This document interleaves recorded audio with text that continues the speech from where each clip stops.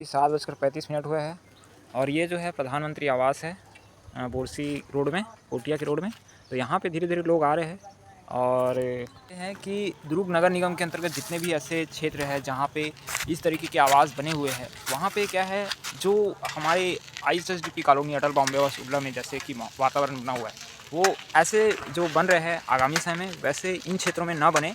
उस तरीके का वातावरण अपराध मुक्त बने वातावरण, और जो युवा जो है खुदकुशी करते जा रहे हैं, कोई भी व्यक्ति जो है इस तरीके से कदम ना उठाए कि अपने जीवन की लीला समाप्त करे, अपने आप को कष्ट दे।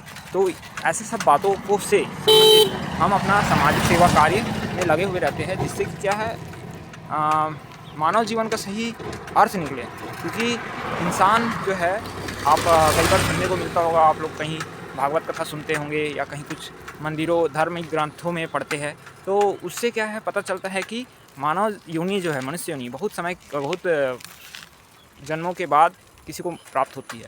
तो इतना ही बस, अब जो सोच है मैं इतना चाहता हूँ बस, वो सब तो मुझको जानकारी नहीं है, पर अभी मैं इतना सोच के मैं ये सब चीज़ें करता हूँ कि मुझसे अधिक से अधिक लोगों का मतलब जो है कहीं कुछ भलाई कर सकूँ, और जो कष्ट मैंने सहा हूँ किसी का बुरा ना करूँ, और जो अपने अंदर टैलेंट है ना, मल्टी टैलेंटेड होते हैं कई लोग, कहीं में बहुमुखी प्रतिभा होती है। तो इस सोच से लोगों की मतलब कहीं अच्छा बन से सके और उसका सही एक प्लेटफॉर्म मिल सके, मंच मिल सके। तो इसी क्रम में ये सब बात, तो ये थोड़ी देर में आनंद विहार फेस है, ये कॉलोनी है एक और एक गंदगी। यहाँ पे जो है गरीबी और शिक्षा ये सब चीज़ें ना हो, इसी कारण से हम सोच के जो कष्ट हमने सहे हैं वो ऐसे क्षेत्रों में मत रहे। बहुत सारा ज़िंदगी में बहुत कुछ है करने के लिए, चिकित्सा से संबंधित है, बहुत सारा शिक्षा से संबंधित है, और सुरक्षा, चिकित्सा, स्वास्थ्य, सुरक्षा, ये सब चीज़ों से बहुत सारे ऐसे उपक्रम हैं जिसमें कोई अच्छे कार्य कर सकते हैं। तो लगे रहिए अपने प्रतिभा को और बढ़ाने के लिए। तो इतना ही कहना चाहते हैं अभी। थैंक 8 बजे है और 8 बजे मैं लगभग ये बुरसी के इसमें, जो बुरसी के आगे क्या कहते हैं इसको, कोटिया के आगे जो है वो प्रधानमंत्री आवास का उस तरफ का वार्ड है ये, और ये बहुत अच्छा लग रहा है। थोड़ा सा बुजुर्ग लोग बैठे हुए हैं यहाँ पे गपशप करते हुए, ठीक है, तालाब के पास अच्छा एक बना हुआ है यहाँ पे। तो ये ऐसा जो है ना उर्ला में नहीं है, क्योंकि उर्ला के लोग ही ना थोड़े से संगठित नहीं है। तो हम चाहते हैं कि जो है वातावरण उर्ला में भी बन सके। तो बहुत कोशिश रहती है हमारी कि लोगों को जागरूक करके ऐसा वातावरण बनाए जिससे जो है प्रतिभावान जो है बच्चे, भावी नागरिक जो है अपने जीवन को अच्छे से अच्छा बनाए भाई, ठीक है। तो चलिए इतना काफ़ी है। और परोपकारी कार्यों में दूसरों की मदद करने का मतलब है कि किसी ज़रूरतमंद की मदद के लिए, जैसे कोई गरीब है, कोई भूखा है ना, कोई बीमार है, या कोई पढ़ना चाहता है, या किसी प्रकार की किसी को भी कोई भी समस्या है, तो उन सब जन समस्या संबंधित जैसे विद्युत और नाली, सड़क, इन सब चीज़ों में कुछ महिलाएं जो है समझते हैं कि हमें एकजुट होना ज़रूरी है। तो उसके लिए क्या है, लोगों की सहभागिता बहुत ज़रूरी है।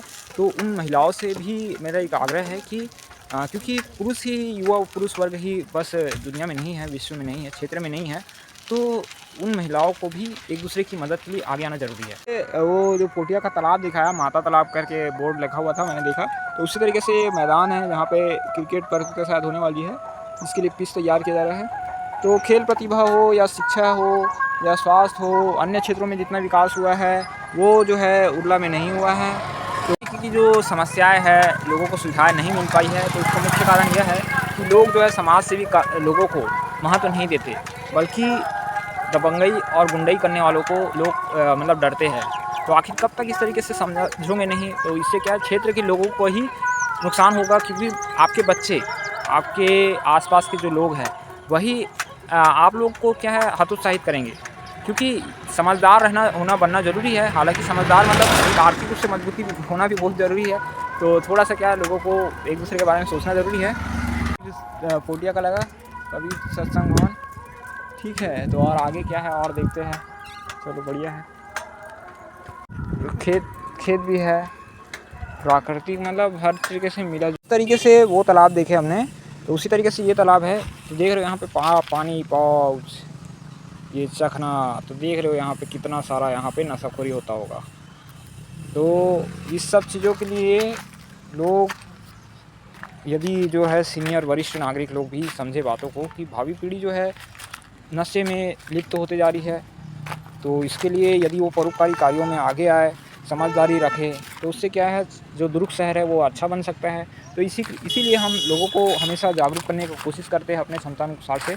क्या है, प्रायः ज़्यादातर वही लोगों के मन में उत्कंठा आती है कि सामाजिक सेवा कार्यों में आप अपने लिए आर्थिक उपार्जन कैसे करते हो, क्या करते हो? और कई बार ऐसा भी होता है कि मैं ज़्यादातर आपको बताया हूँ कि शासन की योजनाओं की कमी के कारण से सामाजिक सेवा कार्यों में थोड़ा-सा कमी हो जाती है। तो इस कारण से मैं चाहता हूँ लोगों को कि भई अपना जो प्रयास है वो करे, और अपनी क्षमता के अनुसार से जो मैं सोचता हूँ, समझता हूँ, उन कार्यों में हर एक इंसान जो है मेरे समाज सेवी कार्यों को समझे, महत्व दे और मदद करे। सहभागिता ही से ही मैं संगठन को मजबूती प्रदान कर सकता हूँ, लोग जुड़ सकते हैं और मेरे साथ जो है मेरे समाज सेवी कार्यों में सहभागी बन सकते हैं, सम्मिलित हो सकते हैं। तो आर्थिक मजबूती भी बहुत ज़रूरी है और इसके लिए लोगों का सहयोग ज़रूरी है। बताया आपको, ये है पोटिया कला का हमारा अस्पताल। तो जितना भी विकास हुआ है क्षेत्र में, दुर्ग शहर के अंतर्गत, तो कुछ ही क्षेत्रों में हुआ है। जनप्रतिनिधिगण और जो नागरिक लोग हैं या शासन की विभिन्न योजनाओं का लाभ जो है बहुत हम चाहते हैं कि जो वंचित वर्ग के नागरिक क्षेत्रों में रहते हैं, आवासीय क्षेत्र में, वहाँ भी हो सके। ये ऐसे जो जनहित में लोग आते हैं मदद करने के लिए, तो हम चाहेंगे कि जो भावी पीढ़ी, जो बच्चे हैं जो पढ़ नहीं पा रहे हैं, कई ऐसे बच्चे हैं जो कि जिनका शासकीय विद्यालयों में प्रवेश भी नहीं हो पा रहा है बहुत सारे कारणों से।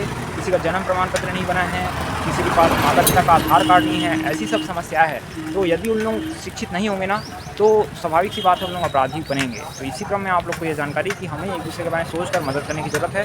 तो ये पोटिया चौक है,